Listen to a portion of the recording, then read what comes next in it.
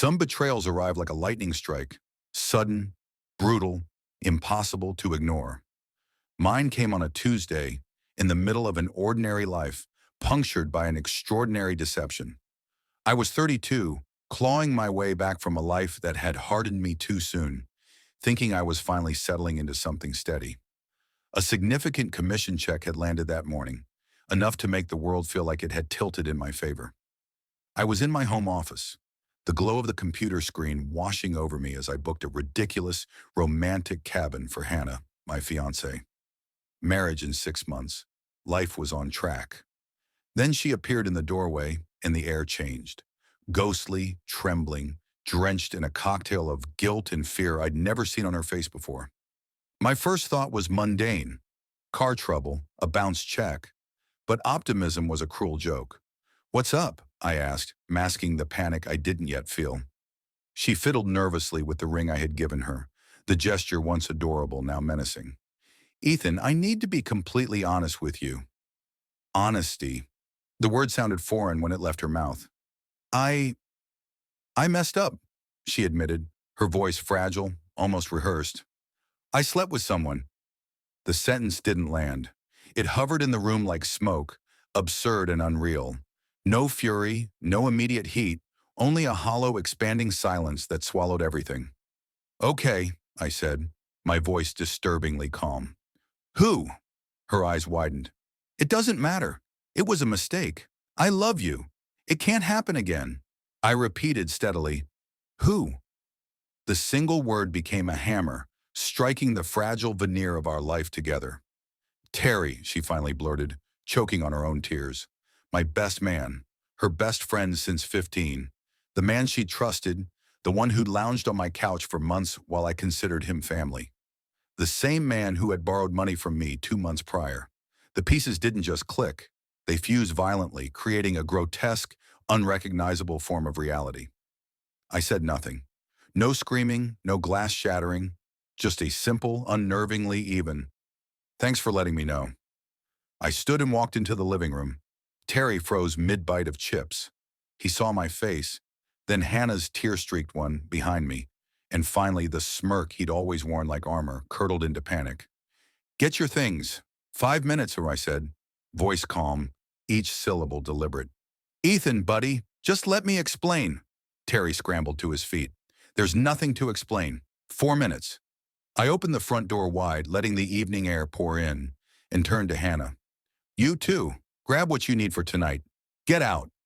"This is my home too," she screamed. "Was," I corrected softly. "This is my house. I bought it 5 years before I met you. You are a guest. Your welcome has expired." The next minutes blurred into a chaotic dance of grabbing bags, jackets, and last-minute defenses. Hannah's sobs escalated, her words twisting into a final act of arrogance. She ripped the key from her chain and flung it onto the grass. I watched it fall. Then I locked the door, pressed my forehead to the cool wood, and listened to the silence that had returned. I didn't drink. I didn't smash anything. I moved deliberately to my office where the irony of my security cameras was not lost on me. One monitored the living room, where the betrayal had occurred. I reviewed the footage. Terry and Hannah, casual, intimate, proof of the devastation. Screenshots were taken, evidence, not porn. The betrayal itself was enough. Then I acted. A group chat went live, carefully curated. Parents, siblings, the wedding party, closest friends. The title read, "Important Wedding Update." I uploaded the images with a caption as cold and precise as a scalpel. "The wedding is off. Hannah has been sleeping with my best man Terry in my house. Please direct questions to them." I blocked everyone immediately, shutting down the firestorm I had just ignited. The next morning I found her teacup in the dew and pocketed it. By noon the locks were changed. Her belongings, Terry's, even small items like toothbrushes and borrowed games, were bagged and left on the curb. 3 days later, a message arrived from my sister. "We're here for you. This is unforgivable." A faint relief, the first human warmth in a crater of betrayal. Then a voicemail from an unknown number. Pastor Gerald, Hannah's pastor, the one meant to officiate our wedding.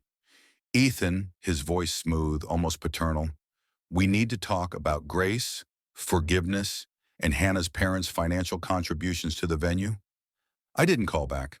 I sipped coffee, letting numbness recede, replaced by a cold, heavy knot. Clarity.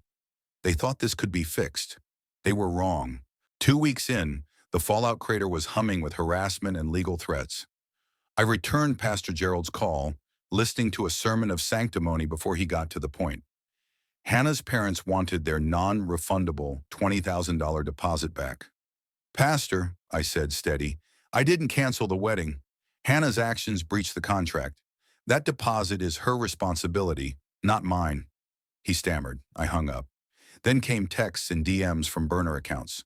Threats, sobbing apologies, claims of lost jobs, ruined lives, entitlement masquerading as victimhood. I forwarded everything to a lawyer. The shark. In his office, I admitted my composure had cracked. He listened, hands steepled, a slow, cold smile spreading. Good, Hector, he said.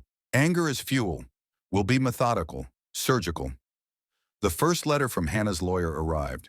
Common law claims, demands for half of my assets, emotional damages, amateur theatrics.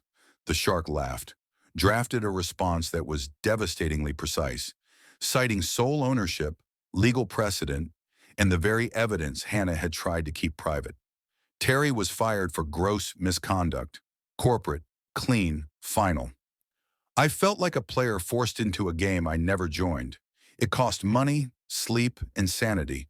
They thought they were victims. They were about to learn consequences. The weeks dragged.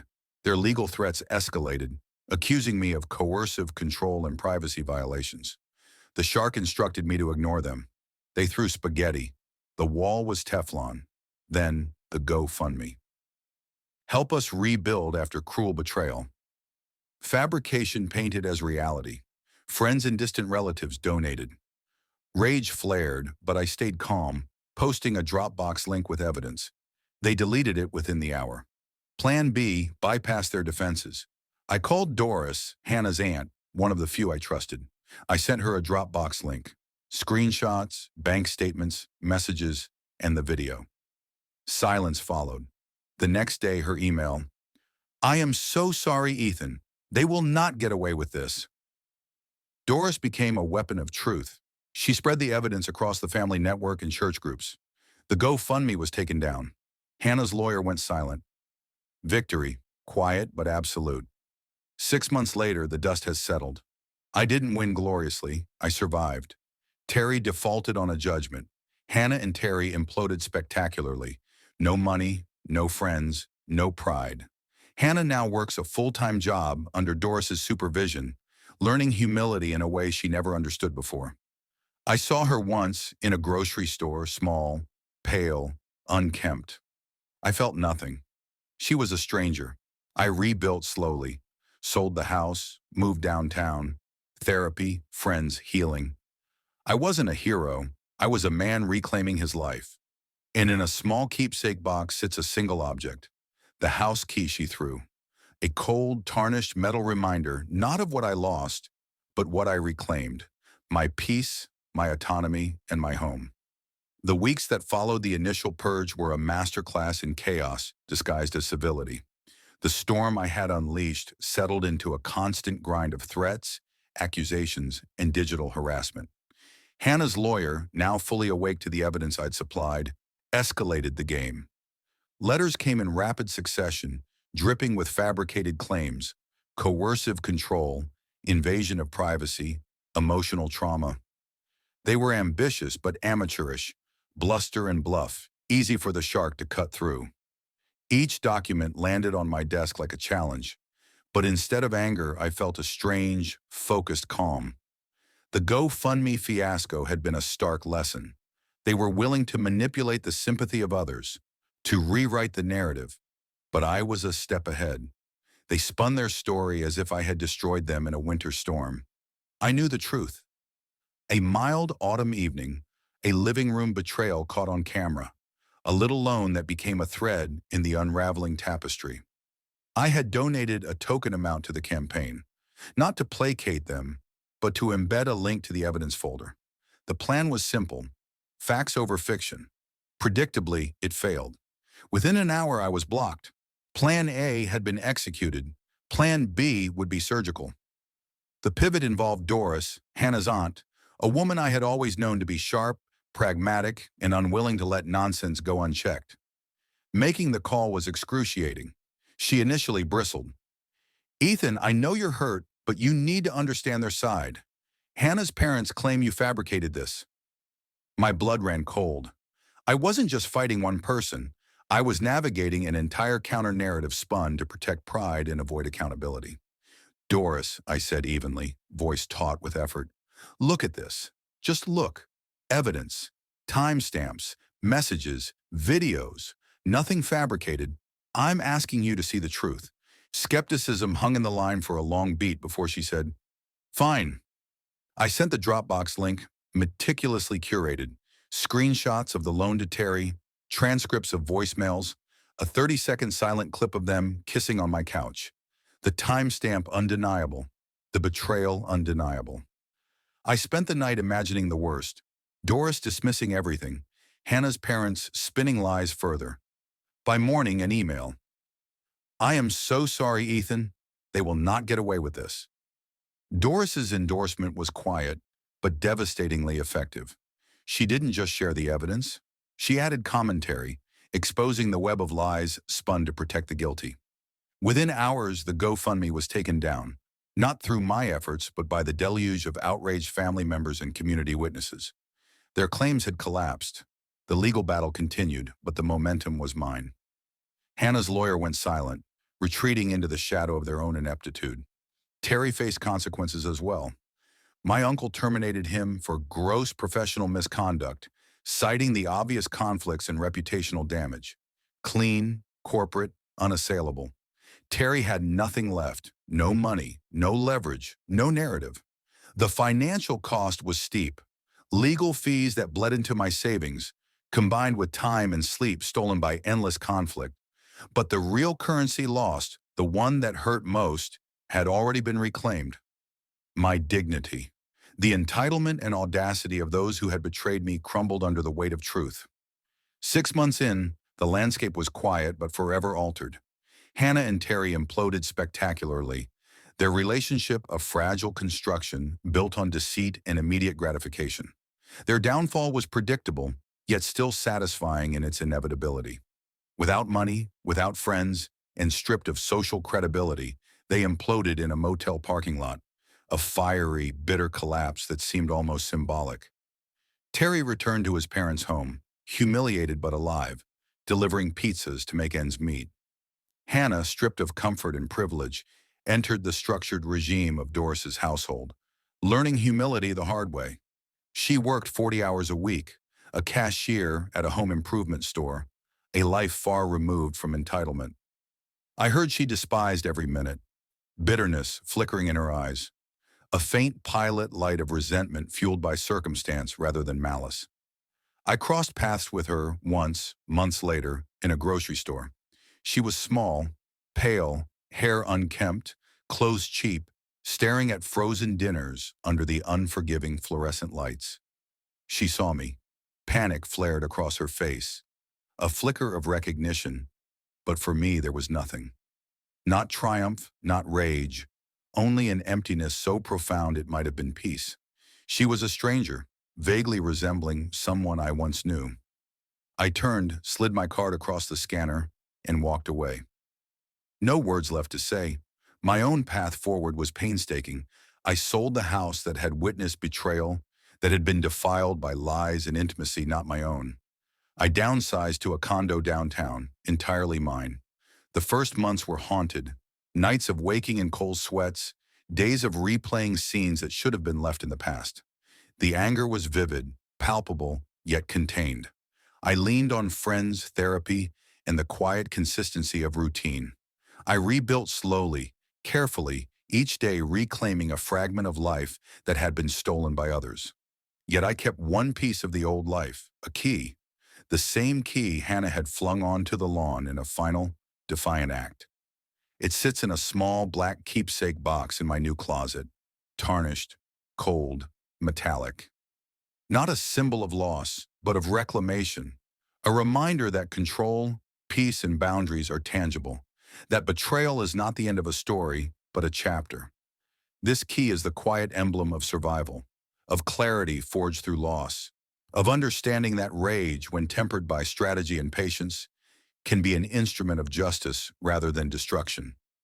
I didn't seek vengeance for its own sake. I sought truth, consequence, and reclamation. And in that, I succeeded.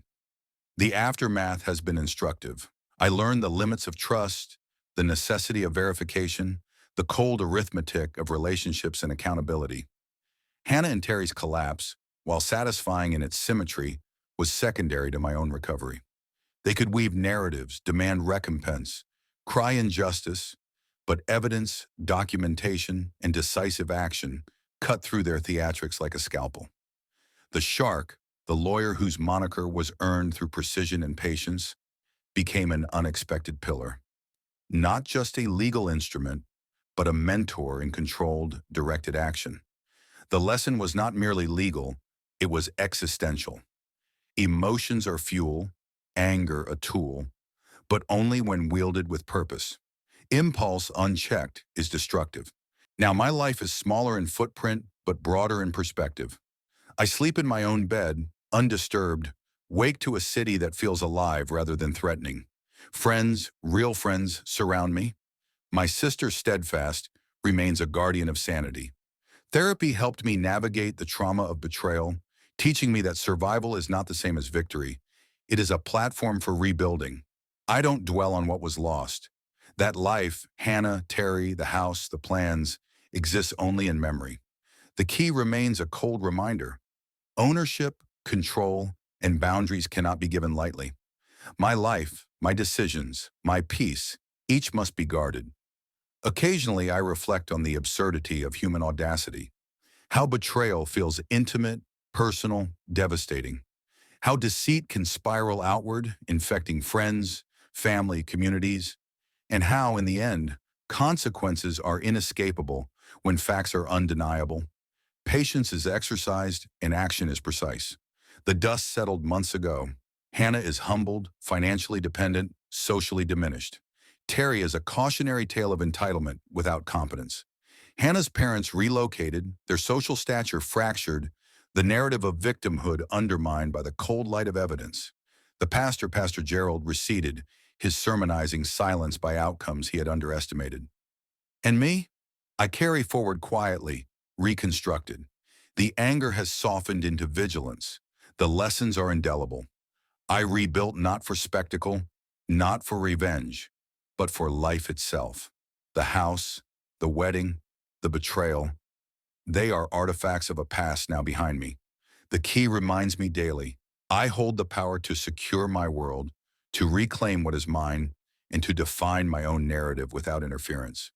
There is no triumph in the collapse of others, only in the reclaiming of self. And that finally is victory.